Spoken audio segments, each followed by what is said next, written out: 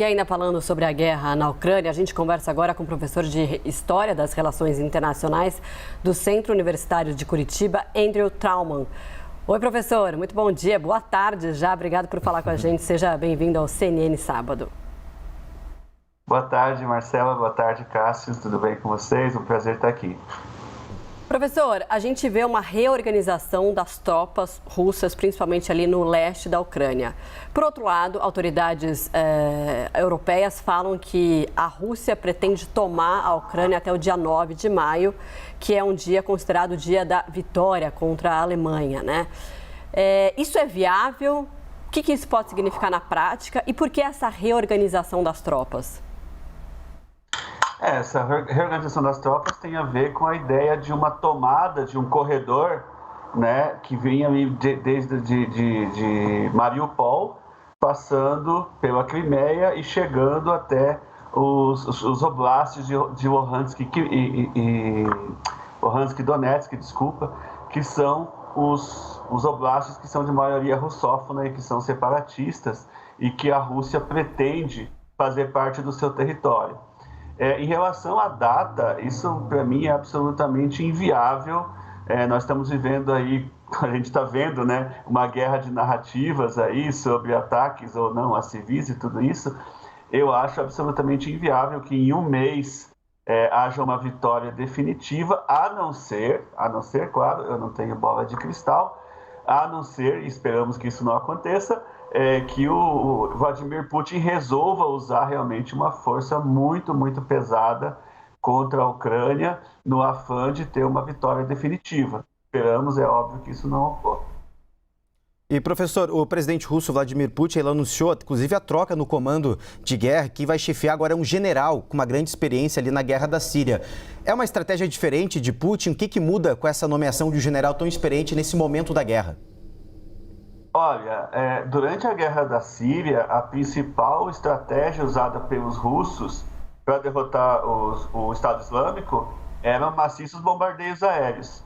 Isso é algo que eu tenho temido já há algum tempo, porque apesar de nós vermos cenas horríveis com ataques a civis e tudo isso, ele ainda não tem utilizado o ataque aéreo que ele pode utilizar, né? Que ele tem capacidade de utilizar. A maioria dos bombardeios ainda vem de navios de cruzeiro e tudo isso, de torpedeiros. Então, eu temo um pouco que essa seja a nova estratégia, sabe? Bombardeio aéreo maciço, como ocorreu na Síria. A Síria foi completamente destruída e a gente teme que, se essa for a nova estratégia, nós vamos ter um número ainda maior de mortes de civis. Professor, a gente vê que os países do Ocidente estão se vendo cada vez mais com as mãos atadas, né, nesse momento, porque as sanções estão sendo impostas, mas há também uma limitação, até por causa da dependência de gás vindo da Rússia. O premier britânico, Boris Johnson, foi hoje à Ucrânia, né? Foi o primeiro líder europeu a ir em solo ucraniano. O que isso significa? Tem alguma coisa, alguma possibilidade de que tenha mais ajuda ainda dos países do Ocidente, visto que também tem uma limitação, né, de até onde isso pode chegar para não causar aí uma terceira guerra mundial? Pois é, Marcela, como você bem falou, existe uma limitação, tá? O que a gente tem visto nos últimos dias é que, devido ao fato de que o embargo não atingiu o petróleo e não atingiu o gás, a Rússia tem recebido cerca de 25 bilhões de dólares ao mês. E isso tem até protegido o rublo dentro desse caminhão de sanções que a Rússia tem sofrido. Inclusive, até o Banco Central russo baixou a taxa de juros de 20% para 17%. Segundo a Bloomberg, a gente vai ter uma entrada de mais de 300 bilhões de dólares por ano, porque é óbvio, com essas sanções, o preço do gás aumenta, né? Então, está entrando mais dinheiro. Então, respondendo a sua pergunta, existe uma limitação no que se pode fazer em relação à Rússia.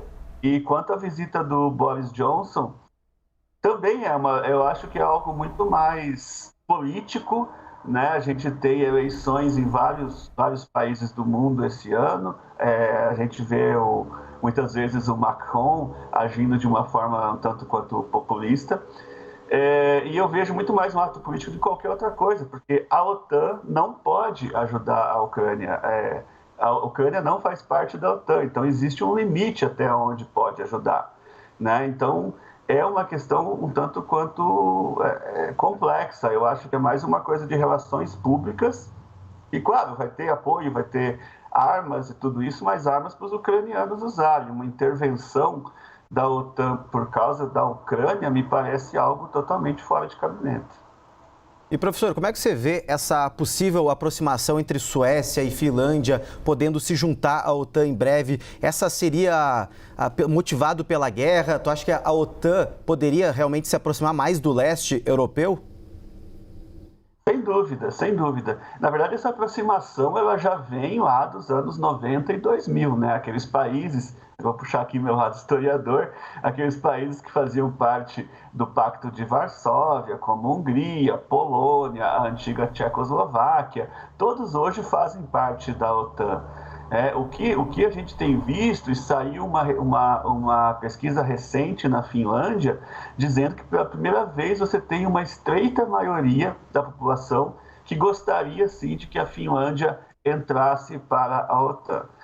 Mas aí a gente vai ter um problema, Cássio, que é o seguinte: essa entrada, nenhuma entrada para a OTAN é automática, é da noite para o dia. Você vai lá, assina um papel e pronto. Isso é uma coisa muito gradual, envolve uma série de negociações. O medo da Finlândia é que aconteça o que aconteceu com a Ucrânia, ou seja, enquanto eu estiver preparando para entrar na OTAN, será que eu não posso ser invadido pela Rússia? Sabe? Que a Rússia faça exatamente o que fez com a Ucrânia, aproveite esse ato entre as negociações e a entrada para também agredir a Finlândia. Então, é uma questão bastante complicada, e a Finlândia ela tem também um histórico de neutralidade muito grande. Então, apesar de ter, pela primeira vez, você ter um panorama um pouco mais favorável, ainda é uma questão que divide o país. Professor, a gente recebeu então a informação, eu perguntava para o senhor agora há pouco, né, sobre o primeiro-ministro britânico que fez essa visita à Ucrânia, né, o presidente Volodymyr Zelensky. E nessa reunião foi concluído que o Reino Unido vai fornecer ao país 120 veículos blindados, novos sistemas de mísseis antinavio, ajuda ali de um acréscimo de 100 milhões de libras em equipamentos militares de alta qualidade anunciados então. Agora, todo esse armamento que é fornecido, né, à Ucrânia, claro que cria uma resistência muito maior em relação ao avanço da Rússia. A própria Rússia não esperava, né, essa resistência tão forte, mas o fato é que, em termos de poder militar, a Rússia é muito mais potente. Se ela quiser, ela pode, como a gente até já comentou aqui no comecinho da entrevista, pode dominar a Ucrânia a qualquer momento. Tem essa resistência acontecendo, o Ocidente está ajudando, mas de que forma isso também não prolonga ainda mais essa guerra, né? Como resolver esse conflito? Pois é. A questão seria, o melhor seria que Putin e Zelensky sentassem e conversassem de verdade, né? Porque nós estamos vendo essas conversas via emissários de ambos os lados, né? Negociações em Belarus e tudo isso. E o que acontece, na verdade, é que se chega a alguns acordos, mas outros não. Por exemplo, há algumas semanas atrás, o Zelensky chegou a admitir que a Ucrânia não entraria para a OTAN. E eu tenho dito, já desde o começo da guerra, que isso é uma condição sine qua non para a Rússia. A Rússia não vai parar enquanto não houver isso assim em papel, né? No papel de que a Ucrânia não vai entrar para a OTAN. O resto é negociável, inclusive a permanência do Zelensky no poder. Mas a questão da OTAN para a Rússia é uma questão existencial. Eles não vão permitir que a OTAN coloque mísseis ali apontados para a Rússia. Isso não tem como, tá? Por outro lado, também, a gente tem que ver que essa negociação é uma negociação que está sendo complicada de ambos os lados, né? Por exemplo, um último encontro entre o Sergei Lavrov, que é o ministro das Relações Exteriores russo, e o seu contraparte ucraniano, algumas questões que parecem resolvidas, como, por exemplo, que a Crimeia é russa e está anexada há quase 10 anos, agora a Ucrânia falou que quer resolver isso. Vamos tentar resolver isso para daqui a 10 anos. Isso só atravanca as negociações e não chegamos, pelo menos, a um cessar-fogo, né? E como a gente falou, a Rússia, se ela quiser realmente, ela tem capacidade para destruir a Ucrânia.